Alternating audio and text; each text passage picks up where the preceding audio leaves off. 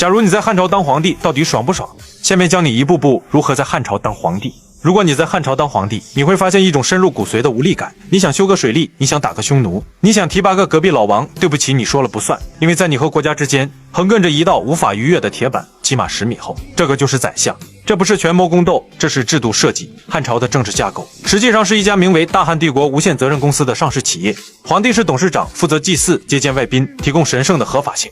宰相才是 CEO， 负责管人、管钱、管军队，干脏活累活，所以才会有日后曹操的挟天子以令诸侯。让我们推开皇宫的大门，看看皇帝身边都围着些什么人。此时你是汉朝皇帝，你的身边首先有6上：上衣、上食、上官、上席、上御、上书。听听这名字，除了尚书勉强算个管文件的，剩下的全是管穿衣、管吃饭、管铺床、管洗澡的。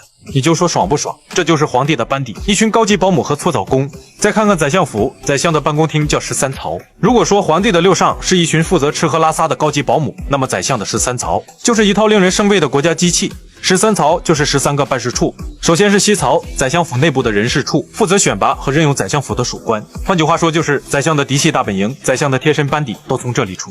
历朝历代掌握人事权，那就是大爷。在很多朝代，结党营私是死罪，但在汉朝，通过西曹，宰相可以光明正大、合法合规的把全天下的精英都变成自己的私家军。如果宰相看中了一个人才，无论你是种地的、杀猪的还是读书的，他不需要打报告，不需要皇帝批准，直接让西曹发一纸聘书，你马上就是宰相府的官员了。这种效率极高的绿色通道，意味着全天下最有才华、最想当官的人，都会甚至只盯着宰相府而看不见皇宫。通过西曹招进来的人，在汉代的政治伦理中被称为故吏，而宰相被称为府主。这可不是简单的老板和员工的关系，在汉代士大夫的道德观里，故吏对府主要尽臣节，也就是说，名义上我们都是皇帝的臣子。实际上，皇帝是大家的公共君主，但宰相是我个人的私恩君主。如果皇帝和宰相闹翻了，这帮通过西曹进来的人，大概率会帮宰相去怼皇帝，因为是宰相给了他们饭碗，给了他们身份。在他们的逻辑里，不只有汉，无论魏晋，只知恩主。想想《三国演义》里的袁绍，为什么袁绍一呼百应？因为袁家4代人当宰相，通过西曹这种机制提拔了无数人，这些人的子子孙孙遍布天下州郡。接下来是东曹，属于中央组织部，相当于最高级别的官员集中地。它的恐怖程度比西曹高出一个维度，西曹玩的还是自己人，东曹玩的是全天下。这里聚集了地方郡守，汉朝的郡守权力极大，他们掌管一个郡的行政、司法，甚至部分军事，那是真正的牧守一方。全天下几十个郡的太守，虽然名义上拿着皇帝的印信，但他们的考核表、升职书，甚至退休金都捏在宰相手里。宰相掌控了东曹，就等于掐住了帝国的脖子。如果把大汉帝国比作一个人，皇帝是大脑，百姓是手脚，那么东曹就是连接大脑和手脚的颈椎神经。宰相掌控了东曹，就等于掐住了帝国的脖子。皇帝发出的指令，如果东曹不想传达，地方郡守根本就不会动，或者反过来，手脚干了什么事情，如果东曹想瞒着，大脑可能到死都不知道。他向全天下的官员传递了一个极其危险的信号：皇权是虚的，相权是实的。皇帝只能给你荣誉，但宰相能决定你的饭碗，是你听谁的。这就是为什么汉武帝后来要发疯一样的搞内朝，甚至用宦官和外戚来对抗外朝。他不怕奸臣，他怕的是这套严丝合缝让他窒息的制度，由上自下就是那么酸爽。接下来第3个虎槽是农业部，法曹、爵曹、教曹管抓人、判刑、交通，兵曹管征兵，军曹、仓曹管钱粮。宰相身边围着的全是国家核心权力部门的部长。如果你在汉朝想办一件大事，你找皇帝没用，他只能问你要不要一起洗个澡，你得找宰相，因为人、财物、枪杆子全在他手里。所以你在汉朝当皇帝，你不需要懂财务，不用懂法律，甚至不用懂打仗，整个国家能够在宰相的领导下照常运行。然而汉朝为什么会形成这种格局？这自然是源于刘邦的设计。刘邦他自己都承认，运筹帷幄我不如张良，镇守国家搞后勤我不如萧何，带兵打仗我不如韩信。刘邦这种猛人几百年才出一个，但他心里很清楚，我的儿子孙子大概率是平庸之辈，甚至可能是傻子。如果国家的命运全靠皇帝一个人的英明神武，那这个国家2世就得亡。看看隔壁的秦朝，秦始皇一死，前2世胡亥压不住李斯赵高，瞬间崩盘。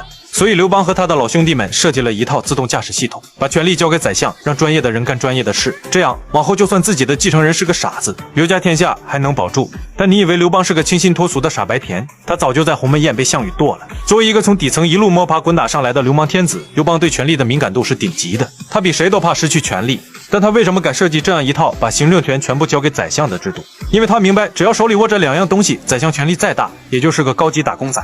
第一是手里有枪，13曹里虽然有兵曹，但兵曹管的是征兵和后勤，真正能把军队调出军营去砍人的东西叫虎符，这玩意儿刘邦死死攥在自己手里。刘邦的逻辑是，萧何你可以管粮草，可以管户籍，可以管那个县令是谁当。这些琐碎事我烦得很，你全拿去。但是如果要调动100人以上的军队，必须得有我的虎符。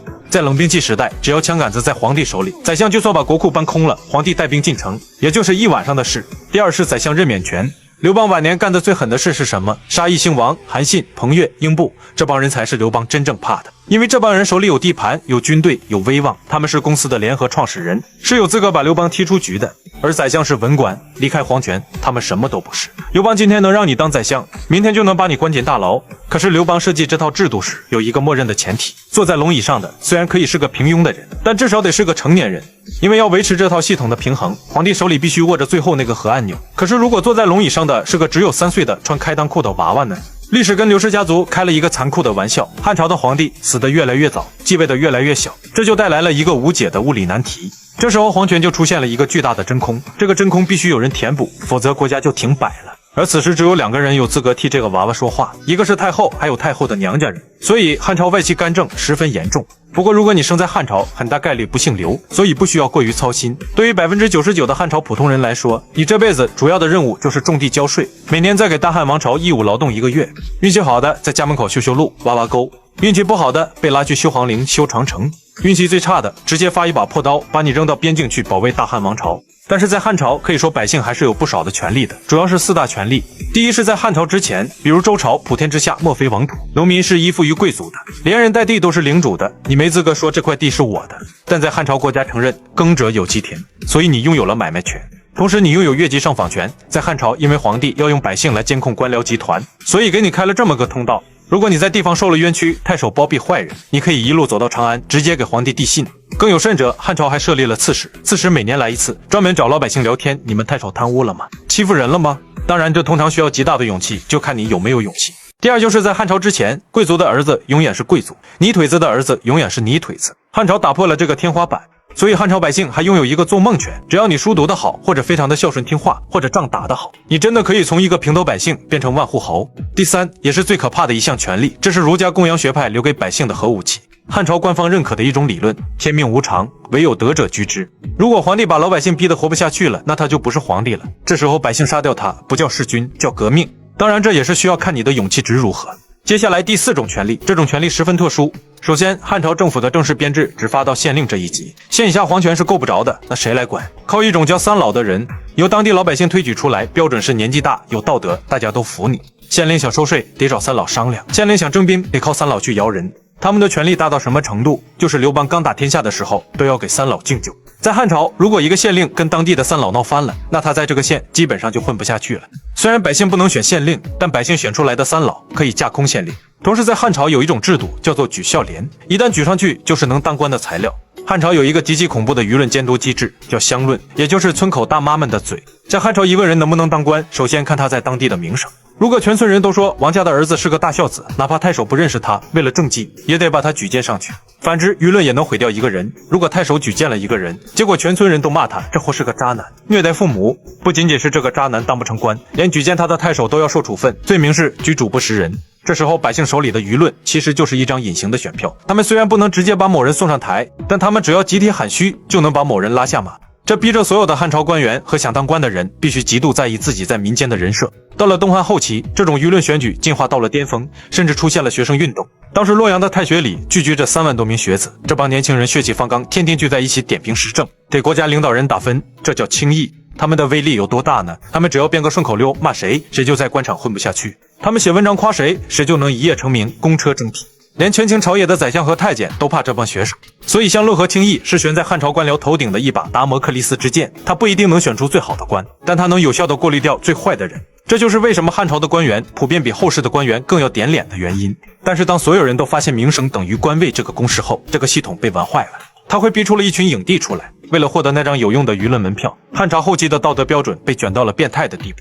同时轻易到后期，由于实在太有用到以至于威胁到了皇权的安全感时，那就危险了。东汉末年，太学生和士大夫组成的清流，利用舆论把宦官集团逼到了墙角。宦官们发现玩嘴皮子，我们玩不过这帮读书人，于是宦官们做了一个决定，不玩了，我摊牌了。他们跑到小皇帝汉桓帝面前哭诉，陛下，这帮学生结党营私，他们不是在骂我，他们是在骂您啊，他们想造反。皇帝一听结党，杀心顿起，著名的党锢之祸就出来了。党锢之祸让汉朝文人似乎明白了一个道理，这也是为什么到了三国魏晋，文人都喜欢聊玄学、喝酒嗑药，再也不敢妄议国事了。但是你以为相论和轻易就是普通老百姓的武器，也是不恰当的。官员怕不怕舆论？怕的要死，但他怕的是谁的舆论？你以为的舆论是全县几万老百姓的呼声，实际的舆论是全县那几十个豪强名士、读书人的饭局话题。所以官员的生存策略非常清晰，只要我把这几十个 VIP 伺候好了，哪怕我剥削了几万个泥腿子，我的考评依然是正声卓著。甚至因为我帮豪强抢了百姓的地，豪强还会发动关系网，疯狂给我点赞。这就是为什么汉朝会出现大量俗吏，他们搞出了一套完美的舆论闭环。我给豪强提供保护伞，允许他们兼并土地，欺负百姓，豪强就动用家族影响力，满世界宣传王县令真是个青天大老爷。所以史书上夸哪个是正人君子，这个水分十分之大。汉朝末年的黄巾起义，几十万农民就是被无视的底层百姓，发现说话没人听之后，选择用刀说话。那一刻，所有的官员、豪强、名士才在恐惧中终于听懂了百姓的声音。